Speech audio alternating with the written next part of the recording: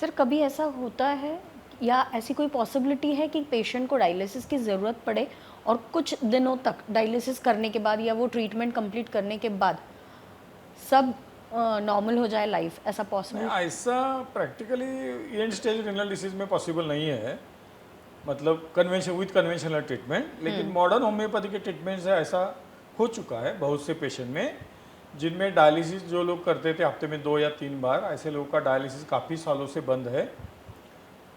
ऐसे बहुत से लोग हैं अपने पास, और उनके रिपोर्ट भी सब कुछ नॉर्मल आए। उनका यूरिया नॉर्मल है, क्रिएटिनिन नॉर्मल है, हीमोग्लोबिन बढ़ गया है मतलब नॉर्मल है, प्लेटलेट नॉर्मल है, पेट में पानी नहीं भरता, यूरिमिया की कोई लक्षण नहीं है क्योंकि यूरिया नॉर्मल है।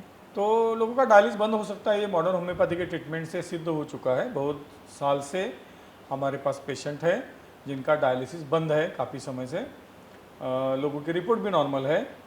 बहुत से लोगों में हमारी ट्रीटमेंट भी बंद हो चुकी है, कुछ लोगों में ट्रीटमेंट शुरू है। वो पेशेंट के ऊपर डिपेंड करता है, किडनी कितनी काम करना बंद हो चुकी थी उसके ऊपर निर्भर करता है।